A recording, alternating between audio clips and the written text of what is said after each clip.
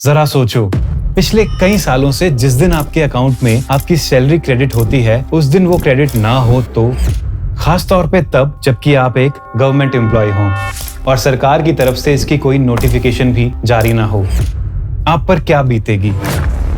आपकी expenses already set हैं। आपको आपकी कार की ईएमआई देनी है, होम लोन की ईएमआई देनी है, क्रेडिट कार्ड का बिल है, बच्चों की फीस है, तरह तरह के एक्सपेंसेस ऑलरेडी सेट हैं। आप पर क्या बीतेगी तब जबकि ये अनसर्टेनिटी आने वाले कुछ दिनों तक बनी रहे।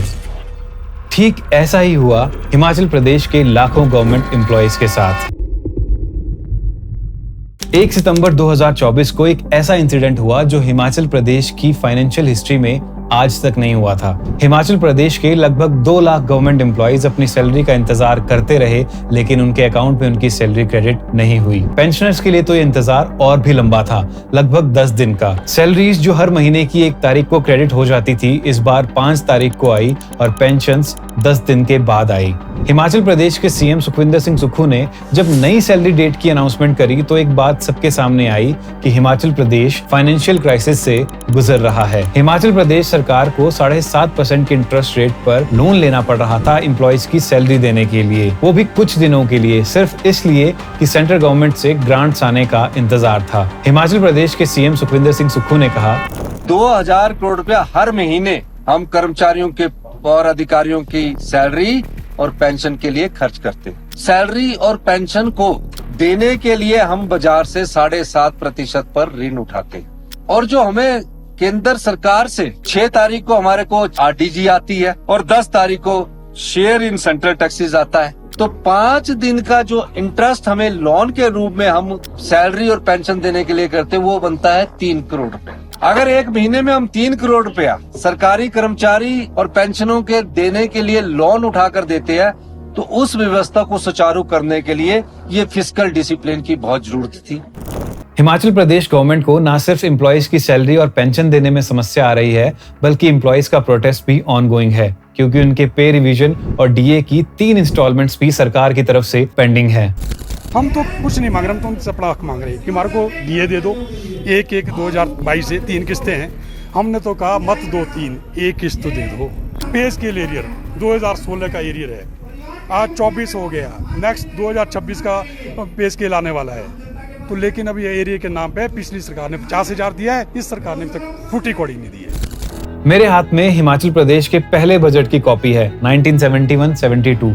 आज बहुत ही आसान भाषा में हम समझने की कोशिश करेंगे कि पिछले 50 सालों में हिमाचल प्रदेश कहां से कहां आ गया, कैसे इस प्रदेश की हालत इतनी बदतर हो गई कि हिमाचल प्रदेश गवर्नमेंट के पास अपने एम्प्लॉयज को सैलरी और पेंशन देने के लिए ही फंड्स नहीं है। और लास्ट में हमारे एक्सपर्ट के थ्रू समझने की कोशिश करेंगे कि कौन से स्टेप्स उठाने चाहिए ताकि हिमाचल प्रदेश वापस अपने ट्रैक पर आ सके। हिमाचल प्रदेश की फाइनेंशियल कंडीशन को समझने के लिए एक टर्म बहुत इंपॉर्टेंट है, GSDP, gross state domestic products. एक फाइनेंशियल ईयर के अंदर किसी भी स्टेट में बने हुए प्रोडक्ट्स और सर्विसेज की वैल्यू को जीएसडीपी कहा जाता है। जीएसडीपी में ईयरली इंक्रीमेंट को विकास दर के नाम से भी जाना जाता है। जितनी ज्यादा जीएसडीपी होगी उतनी ही ज्यादा किसी भी स्टेट के पास लोन लेने की कैपेसिटी होगी और उतना ही ज्यादा उसका रेवेन्यू होगा। 2024-25 के लिए हिमाचल प्रदेश की जीएसडीपी 2,27,136 करोड़ रुपए एस्टिमेटेड है, जो कि लास्ट ईयर के कंपैरिजन में देखें तो 9.5% की इंक्रीमेंट है। जीएसडीपी से किसी भी स्टेट की फाइनेंशियल हेल्थ का पता इजीली लगाया जा सकता है। हिमाचल प्रदेश की जीएसडीपी का 43% part industries, 43% part service sector और 14% पार्ट एग्रीकल्चर से आता है। एग्रीकल्चर जिसमें हिमाचल प्रदेश के 59% लोग रोजगार में हैं। जीएसडीपी में इंक्रीमेंट हिमाचल प्रदेश के लिए एक पॉजिटिव साइन है, लेकिन दूसरी ओर एक और कहानी है हिमाचल प्रदेश के आर्थिक संघर्ष की। आइए इसके बारे में थोड़ा डिटेल में बात करते हैं। सबसे पहले समझते हैं कि हिमाचल प्रदेश गवर्नमेंट के इनकम के सोर्सेज क्या क्या हैं। तो सबसे पहला सोर्स है टैक्स रेवेन्यू। टैक्स रेवेन्यू का एक बड़ा हिस्सा आता है स्टेट के ही अपने टैक्सेस के थ्रू। अब स्टेट के अपने टैक्सेस कौन से हुए? GST, VAT, excise duty, land revenue और stamp duty. State tax collection में हिमाचल प्रदेश सरकार को जो सबसे मेजर शेयर आता है वो आता है जीएसटी कलेक्शन के थ्रू। जीएसटी कलेक्शन के थ्रू स्टेट गवर्नमेंट को 2024-2025 में 6,552 करोड़ रुपए की इनकम होने का एस्टिमेट है, जो कि पिछले साल के कंपैरिजन में 17% की ग्रोथ को दिखाता है। वैट के थ्रू 2080 करोड़ और स्टेट एक्साइज ड्यूटी के थ्रू 2,884 करोड़ की इनकम होने का एस्टिमेट है। Apart from tax revenue, non tax revenue भी हिमाचल प्रदेश की इनकम का एक बड़ा सोर्स है, जो कि यहाँ के नेचुरल रिसोर्सेज से कलेक्ट होता है। यहाँ पर बहुत सारे हाइड्रो पावर प्रोजेक्ट्स हैं जिनके थ्रू हिमाचल प्रदेश की बिजली की जरूरत तो पूरा होती है, साथ के साथ बाकी के स्टेट्स के लिए भी बिजली जो है सप्लाई की जाती है। दूसरा इसी में आता है टूरिज्म। हिमाचल प्रदेश में हर साल लाखों टूरिस्ट आते हैं जो कि यहाँ की इकोनॉमी को बूस्ट करने में बहुत ज्यादा हेल्प करते हैं। हिमाचल के फॉरेस्ट प्रोडक्ट्स जैसे कि लकड़ी, जड़ी बूटियां और वाटर यूसेज पे लगने वाली फीस, जो कि पानी के कमर्शियल यूसेज पे कलेक्ट होती है, भी नॉन टैक्स रेवेन्यू का एक मेजर सोर्स है। हिमाचल प्रदेश की इकोनॉमी का एक और मेजर पार्ट है शेयर इन सेंट्रल टैक्सेस और grants in aid as per finance commission recommendation for the state, जो कि सेंट्रल गवर्नमेंट के थ्रू स्टेट को मिलता है। ये ग्रांट्स कई स्कीम्स के लिए दिए जाते हैं, जैसे कि development of roads, water management और सोशल सिक्योरिटी। 2024-25 में हिमाचल प्रदेश को सेंट्रल गवर्नमेंट से सेंट्रल टैक्स शेयर में 10,124 करोड़ मिलने का एस्टिमेट है, जो कि पिछले साल के कंपैरिजन में 15% तक ज्यादा है। सेंट्रल गवर्नमेंट से ग्रांट्स इन एड 13,287 करोड़ रुपए एस्टिमेटेड है, जो कि पिछले साल के कंपैरिजन में 12% तक कम है। हिमाचल प्रदेश सरकार को जितनी इनकम होती है उसका 79% एम्प्लॉइज की सैलरीज, पेंशन और इंटरेस्ट देने में ही चला जाता है। इसलिए स्टेट की इकोनॉमी को बूस्ट करने के लिए एक और इम्पोर्टेंट फैक्टर है, वो है लोन्स, जो कि राज्य सरकार लेती है for infrastructure and development projects. 2024-25 के हिमाचल प्रदेश के बजट के अकॉर्डिंगली फिस्कल डेफिसिट यानी कि राजकोषीय घाटे को पूरा करने के लिए 10,784 करोड़ के लोन का एस्टिमेट है, जो कि प्रदेश के जीएसडीपी का 4.7% है। इसके अलावा नेचुरल डिजास्टर से होने वाले नुकसान और उसकी भरपाई के लिए भी और एम्प्लॉइज के वेतन भत्तों में इंक्रीमेंट के कारण भी हिमाचल प्रदेश सरकार को ज्यादा लोन लेना पड़ता है। केंद्र सरकार के द्वारा हिमाचल प्रदेश सरकार को जनवरी से लेकर दिसंबर 2024 तक 6200 करोड़ रुपए के लोन की मंजूरी है, जिसकी लिमिट मेजरली प्रदेश के जीएसडीपी के ऊपर डिपेंड करती है। देखा जाए तो ये जो लोन्स हैं मेजरली हिमाचल प्रदेश के इंफ्रास्ट्रक्चर और डेवलपमेंट प्रोजेक्ट्स को कंप्लीट करने में इंपॉर्टेंट रोल निभाते हैं, पर इनके साथ साथ एक दबाव भी बनता है, इनकी इंस्टॉलमेंट और इंटरेस्ट को वापस करने का दबाव। तो ये सब थे हिमाचल प्रदेश गवर्नमेंट के इनकम के सोर्सेस। जहां एक तरफ ये सब इनकम के सोर्सेस हैं तो दूसरी तरफ इनके साथ एक समस्या भी जुड़ी हुई है, फिस्कल डेफिसिट यानी कि राजकोषीय घाटे का बोझ, जिसके बारे में हम डिटेल में आगे समझेंगे। हिमाचल प्रदेश की इकोनॉमी को समझने के लिए एक और इम्पोर्टेंट एस्पेक्ट है, वो है हिमाचल प्रदेश सरकार के एक्सपेंडिचर पैटर्न्स यानी कि खर्चे। एक्सपेंडिचर पैटर्न को दो हिस्सों में डिवाइड किया जाता है, रेवेन्यू एक्सपेंडिचर और कैपिटल एक्सपेंडिचर। सबसे पहले बात करते हैं रेवेन्यू एक्सपेंडिचर की। रेवेन्यू एक्सपेंडिचर वो खर्चा होता है जो कोई भी प्रदेश की सरकार अपने डेली बेसिस के ऑपरेशन और सर्विसेज के लिए करती है, जैसे कि सैलरी, पेंशन, ग्रांट्स, सब्सिडी। लेकिन एक और बड़ा खर्चा है जो हिमाचल प्रदेश की फाइनेंशियल हेल्थ को नेगेटिवली इम्पैक्ट कर रहा है, और वो है बढ़ती हुई पेंशन लायबिलिटीज, जो आने वाले सालों में और ज्यादा नेगेटिवली इम्पैक्ट करेगा हिमाचल प्रदेश की फाइनेंशियल हेल्थ को, क्योंकि हिमाचल प्रदेश की करंट गवर्नमेंट ने एनपीएस को ओपीएस में कन्वर्ट कर दिया है। सरकार चाहे किसी भी स्टेट की क्यों ना हो, कर्मचारियों और अधिकारियों के बिना नहीं चल सकती, इसीलिए इनके ऊपर जो एक्सपेंसेस किए जाते हैं उनको कमिटेड लायबिलिटी एक्सपेंसेस के रूप में दिखाया जाता है। साल 2024-25 में सरकार की जो इनकम है उसका 41% पार्ट एम्प्लॉयज की सैलरी और 24% पार्ट एम्प्लॉयज और सामाजिक सुरक्षा जरूरतमंदों को पेंशन देने में जाने का एस्टिमेट है। रेवेन्यू एक्सपेंडिचर के बाद अब बात करते हैं कैपिटल एक्सपेंडिचर की। Capital expenditure long term projects पर किए जाने वाला खर्चा होता है। कैपिटल एक्सपेंडिचर में इंफ्रास्ट्रक्चर, पावर प्रोजेक्ट्स और रोड कंस्ट्रक्शन जैसे प्रोजेक्ट्स आते हैं। कैपिटल एक्सपेंडिचर से लॉन्ग टर्म में सरकार की प्रॉफिटेबिलिटी और इनकम दोनों इंक्रीज होते हैं। साल 2024-25 में हिमाचल प्रदेश का कैपिटल एक्सपेंडिचर 6,270 करोड़ होने का एस्टिमेट है। अगर हम डेवलपमेंट के पॉइंट ऑफ व्यू से देखें तो ये अमाउंट बहुत ही कम है। जब किसी भी स्टेट का रेवेन्यू एक्सपेंडिचर ज्यादा होता है तो कैपिटल प्रोजेक्ट्स के लिए पैसा कम पड़ता है। ऐसा ही कुछ हाल हिमाचल प्रदेश का है, जो कि अपनी इकोनॉमी का एक बड़ा हिस्सा रेवेन्यू एक्सपेंडिचर पे खर्च करता है, जो कि जरूरी तो है, लेकिन इसके चक्कर में कैपिटल प्रोजेक्ट्स के लिए फंड्स की कमी आती है और इसी वजह से कैपिटल एक्सपेंडिचर भी हिमाचल प्रदेश का बहुत कम है। आने वाले कुछ सालों में पेंशन के बढ़ते खर्चे और लोन लेने की लिमिट फिक्स होने के कारण कैपिटल एक्सपेंडिचर में और ज्यादा कमी होगी, जो कि हिमाचल प्रदेश के लिए बिल्कुल भी सही नहीं है। हिमाचल प्रदेश गवर्नमेंट के सामने वाकई में एक बहुत बड़ी चुनौती है, रेवेन्यू एक्सपेंडिचर को कंट्रोल करना और कैपिटल एक्सपेंडिचर को बढ़ाना, क्योंकि लॉन्ग टर्म में कैपिटल एक्सपेंडिचर ही इन्वेस्टमेंट, जीएसडीपी और रेवेन्यू को बढ़ाने में सक्सेसफुल हो सकता है। हिमाचल प्रदेश की अर्थव्यवस्था के सामने एक और बहुत बड़ा चैलेंज है, वो है ग्रोइंग डेट का कर्ज, जो कि पिछले कुछ सालों में बहुत तेजी से बढ़ा है और आने वाले मार्च महीने तक ये 94,992 करोड़ के आंकड़े को छू जाएगा। हिमाचल प्रदेश में प्रति व्यक्ति जो है ये कर्ज 1,15,000 के आसपास है। हिमाचल प्रदेश का जो लोन है वो हिमाचल प्रदेश की जीडीपी का 42.5% हो चुका है। अरुणाचल प्रदेश के बाद हिमाचल प्रदेश अपनी जीएसडीपी के इतने बड़े हिस्से का लोन लेने वाला दूसरा राज्य बन चुका है। बढ़ते लोन के कारण क्या होता है, जो हर साल बजट बनता है उसमें लोन की इंटरेस्ट और लोन की इंस्टॉलमेंट्स का भी बोझ बढ़ता चला जाता है, जिससे कोई भी स्टेट लोन के ट्रैप में फंसना चला जाता है और ऐसा ही कुछ हिमाचल प्रदेश के साथ भी हो रहा है। अगर मैं करंट गवर्नमेंट की बात करूं तो 21,366 करोड़ रुपए का लोन करंट गवर्नमेंट पिछले 20 महीनों में ले चुकी है, जिसमें से 5,856 करोड़ रुपए का लोन इन्होंने वापस भी किया है। अब ऐसा नहीं है कि जो करंट गवर्नमेंट है उसी ने लोन लिया है, पिछले जितनी भी सरकारें रही हैं सब ने लोन लिया है। दिक्कत सबसे बड़ी ये है कि पिछले कुछ सालों में ये जो लोन लेने का जो स्पीड है वो बहुत तेजी के साथ बढ़ी है और जिसकी वजह से हिमाचल प्रदेश ऐसा लग रहा है कि एक लोन के ट्रैप में फंसता चला जा रहा है, क्योंकि फाइनेंशियल मैनेजमेंट कुछ अच्छी हो नहीं रही है, ये स्टैटिस्टिक्स बताती हैं।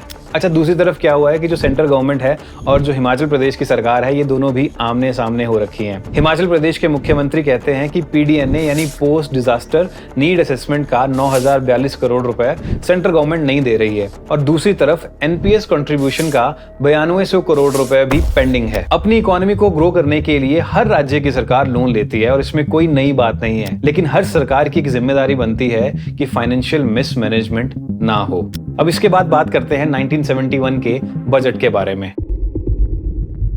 1971-72 के बजट के अकॉर्डिंगली हिमाचल प्रदेश की गवर्नमेंट को रेवेन्यू जो एक्सपेक्टेड था वो था 29 करोड़ रुपीस और ग्रॉस रेवेन्यू एक्सपेंडिचर था 72 करोड़ रुपीस, जिसमें से भी कुछ रिकवरीज की एडजस्टमेंट थी 9 करोड़ रुपए की और जो बजटीय घाटा बजट डेफिसिट था लगभग 33 करोड़ रुपए का और जिसमें से भी जो एक मेजर पार्ट था वो आना था ग्रांट्स एंड एड के रूप में सेंट्रल गवर्नमेंट से। एक्सपेंडिचर यानी खर्चे की अगर हम बात करें तो लगभग 82% जो खर्चा है वो डेवलपमेंट सर्विसेज के ऊपर था और 18% जो था वो नॉन डेवलपमेंट सर्विसेज के ऊपर था। उस टाइम क्या था कि कर्मचारियों और अधिकारियों की संख्या बहुत ही लिमिटेड थी, तो सरकार के ऊपर इतना लोड नहीं था सैलरीज और पेंशन देने का। लेकिन आज अगर 2024-25 के साथ उसको हम कंपेयर करें तो ये संख्या बहुत ज्यादा हो चुकी है और हिमाचल प्रदेश सरकार जितना भी अर्न करती है उसका एक मेजर चंक एम्प्लॉइज की सैलरी और पेंशन में ही चला जाता है। 25 जनवरी 1971 को हिमाचल प्रदेश जो है पूर्ण राज्य बना। पूर्ण राज्य बनने के बाद सरकारी सेक्टर का विस्तारीकरण हुआ। सरकारी सेक्टर का विस्तारीकरण हुआ तो बहुत सारे लोगों को सरकारी जॉब्स मिली, लेकिन इसके साथ ही पेंशन और सैलरी बिल्स में भी इजाफा हुआ और अब ये इजाफा इतना ज्यादा हो चुका है कि हिमाचल प्रदेश सरकार को इनको क्लियर करने के लिए या तो आरबीआई से लोन लेना पड़ता है या फिर केंद्र सरकार से मदद का इंतजार रहता है। गवर्नमेंट सेक्टर के अलावा हिमाचल प्रदेश में किसी भी दूसरे सेक्टर में जॉब्स अपॉर्चुनिटीज बहुत कम है। इसी वजह से यूथ को हिमाचल प्रदेश सरकार की तरफ देखना पड़ता है जॉब्स के लिए। हाँ, कुछ एक एरिया को छोड़ दें अगर हम, बद्दी बरोटी वाला या फिर कुछ और एक एरियाज जहां पे कुछ एक इंडस्ट्रीज लगी हैं, तो ऐसा कोई खासी जॉब अपॉर्चुनिटीज आपको हिमाचल में नहीं मिलेंगी। उसमें भी एक कंप्लेंट आती है कि यहाँ पे नॉन हिमाचलीज की संख्या बहुत ज्यादा है, हिमाचलीज को वहां पे रोजगार बहुत ही कम मिलता है। ये एक कंप्लेंट जो है यूथ की तरफ से आती रहती है समय समय पर। सो हिमाचल का युवा या तो कॉम्पिटिटिव एग्जाम्स की तैयारी करता रह जाता है या फिर उसको हिमाचल प्रदेश से बाहर जाना पड़ता है फॉर गुड जॉब अपॉर्चुनिटीज। इस प्रॉब्लम का किसी भी सरकार ने आज तक कोई परमानेंट सोल्यूशन नहीं निकाला कि चलिए थोड़ा प्राइवेट सेक्टर की तरफ फोकस किया जाए या फिर सर्विस सेक्टर को डेवलप किया जाए। एक तरफ तो हिमाचल प्रदेश में वेतन भत्तों और देनदारियों में लगातार इंक्रीमेंट होता चला जा रहा है और दूसरी तरफ FRBM एक्ट 2003 के अकॉर्डिंगली हिमाचल प्रदेश सरकार की जो लोन लेने की लिमिट है वो भी फिक्स कर दी है और ये जो लिमिट है ये तब खुलेगी जब GSDP में हिमाचल प्रदेश की इजाफा होगा। चलिए अब मैं आपको मिलाता हूं अपने एक्सपर्ट से जिनसे जानेंगे कि क्या वे फॉरवर्ड है जिसके थ्रू हिमाचल प्रदेश वापस अपने ट्रैक पर आ सकता है। आगे की राह के लिए हमें काफ़ी सुधारों की ओर जाना होगा। केंद्र के नीति आयोग की तरह प्रदेश को भी एक थिंक टैंक की ज़रूरत है जिसमें गैर राजनीतिक लोग हों और एक नीति बनाई जा सकती है थ्रू डिस्कशंस और रिसर्च से भी, जो लोग ये सुझाए कि आगामी 2 सालों में, 5 सालों में, 10 सालों में, जैसे कि नीति आयोग करता है कि प्रदेश को किस दिशा में जाना है और क्या क्या स्टेप्स लेने हैं। तो जो सेंट्रल स्पॉन्सर्ड स्कीम्स है और सेंट्रल सेक्टर स्कीम्स हैं उसमें जितने से ज़्यादा हम धन खींच सके केंद्र से वो बहुत ही ज़रूरी है, क्योंकि अगर टाइमली स्टेट से प्रपोजल जाएंगे, केंद्र के विभिन्न जो मंत्रालय हैं, मिनिस्ट्रीज़ हैं, वहाँ बहुत सारे प्रोग्राम्स हैं जिसमें धन का आवंटन होता है। स्टेट GDP जो है यानी राज्य की जो आय है उसको बढ़ाने पे जोर देना चाहिए। उसके लिए एक नीतिगत फैसले लेने होंगे कि किस तरह से राज्य में एग्रीकल्चर इंडस्ट्री और सर्विस सेक्टर में लोगों की इनकम बढ़े और ये सेक्टर ग्रो करे। सरकार को अब सरकारी जो क्षेत्र में जितने लोगों को एब्जॉर्ब किया जाता रहा बहुत सालों से एम्प्लॉयमेंट के लिए और लोगों की हाउस होल्ड इनकम बढ़ाने के लिए, क्योंकि बाकी दूसरे सेक्टर्स मौजूद नहीं थे, परंतु अब समय आ गया कि थोड़ा सा साइज जो है वो एम्प्लॉयज़ का उसको थोड़ा कम किया जाए और दूसरी तरफ जो सेवाओं का जो निष्पादन है, पब्लिक सर्विस डिलीवरी सिस्टम है, उसको बेहतर किया जाए, क्योंकि इंटरनेट का ज़माना है और प्रोसीजरल जो आपके बहुत ज़्यादा जटिल प्रोसेस हैं काम करने के, डिसीजन मेकिंग, गवर्नमेंट सर्विसेज प्राप्त करने के लिए, उसको थोड़ा सा सरल किया जाए, ट्रांसपेरेंट किया जाए। ये बातें तो बहुत सालों से हुई है, परंतु अभी भी बहुत सारे लूप होल्स हैं जिसमें लोग उलझ के रह जाते हैं और शायद यही एक कारण भी है जहां पब्लिक का रिजेंटमेंट है गवर्नमेंट सर्विसेज की तरफ।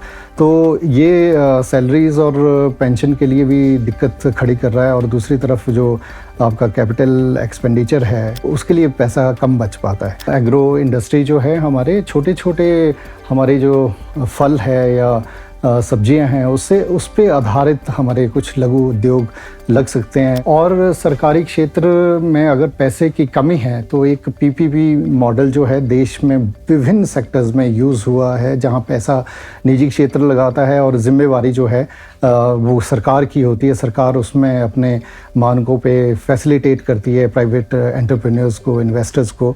तो वो एक अच्छा मॉडल हिमाचल के लिए हो सकता है। मुफ्त की चीज़ें क्या है, चुनावी वायदों में वो मुफ्त की चीज़ें क्या होती है और ज़रूरतमंदों को सहायता में क्या फ़र्क है, वो अगर समझा पाएँ तो बहुत ही अच्छा होगा। हिमाचल में स्टार्टअप हिमाचल एग्जिस्ट तो करते हैं, लेकिन यहाँ पे स्टार्टअप्स के ऊपर हिमाचल में कोई काम हो नहीं रहा है।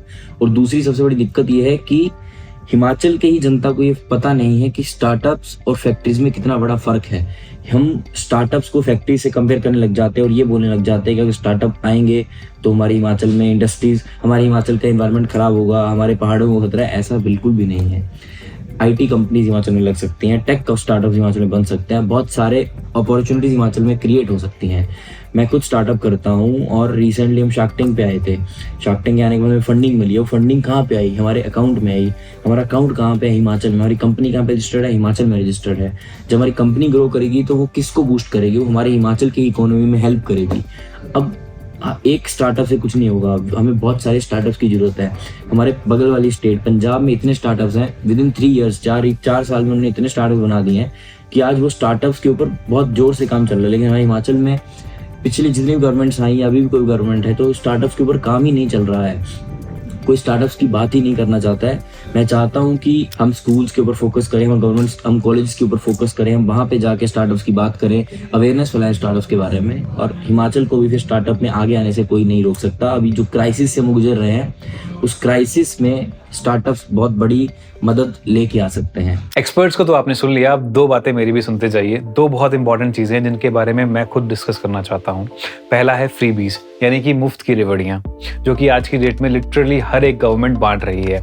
शॉर्ट टर्म गेन के चक्कर में सरकारें जो हैं इकोनॉमी की वाट लगा दे रही हैं इन फ्रीबीज को बांटने के चक्कर में। सरकार चाहे किसी भी पार्टी की क्यों ना हो, उनको ये प्रैक्टिस करनी इमीडिएटली बंद कर देनी चाहिए और लोगों को भी समझना चाहिए कि ये शॉर्ट टर्म गेन के चक्कर में लॉन्ग टर्म में प्रदेश की जो फाइनेंशियल कंडीशन है उसके ऊपर बहुत नेगेटिव इम्पैक्ट पड़ता है। और दूसरा है सस्टेनेबल फ्यूचर बनाने पे फोकस करना, जिसकी शुरुआत होती है स्किल बेस्ड एजुकेशन से। दुनिया जो है बहुत तेजी के साथ बदल रही है और तेजी के साथ बदलती इस दुनिया में सिर्फ थ्योरी बेस्ड एजुकेशन सिस्टम के लिए कोई जगह नहीं है। प्रैक्टिकल स्किल्स का होना भी बहुत इंपॉर्टेंट है। स्टूडेंट्स पढ़ लिख के डिग्रीज तो ले रहे हैं, लेकिन उनके पास प्रैक्टिकल स्किल्स की कमी है, जो कि कॉम्पिटिटिव वर्ल्ड में बहुत जरूरी है। ये जमाना आर्टिफिशियल इंटेलिजेंस का है। आर्टिफिशियल इंटेलिजेंस दुनिया भर की इंडस्ट्रीज को ट्रांसफॉर्म कर रहा है। गवर्नमेंट्स को चाहिए कि एक ऐसा इकोसिस्टम डेवलप किया जाए जहां पे स्कूल लेवल से ही आर्टिफिशियल इंटेलिजेंस, कोडिंग और टेक्नोलॉजी के ऊपर जो है ज्यादा फोकस किया जाए। स्किल बेस्ड एजुकेशन और एआई यूथ को रेडी करेगा मॉडर्न वर्कफोर्स के चैलेंजेस के लिए। हिमाचल प्रदेश गवर्नमेंट को शॉर्ट टर्म इलेक्टोरल गेन्स की बजाय लॉन्ग टर्म इन्वेस्टमेंट करना चाहिए एजुकेशन के ऊपर, वो भी स्किल बेस्ड एजुकेशन के ऊपर। तभी हिमाचल फ्यूचर में एक्चुअल में ग्रो कर पाएगा। तो ये था हमारा एनालिसिस हिमाचल प्रदेश के करंट फाइनेंशियल सिचुएशन के ऊपर। अगर आपको ये वीडियो पसंद आया हो तो हमारे चैनल को सब्सक्राइब करना ना भूलें, क्योंकि चैनल अभी नया है। और वीडियो को लाइक, शेयर और कमेंट जरूर कीजिएगा और अपने सुझाव जरूर कमेंट बॉक्स में लिखिएगा कि क्या क्या वे फॉरवर्ड हो सकता है हिमाचल प्रदेश के लिए।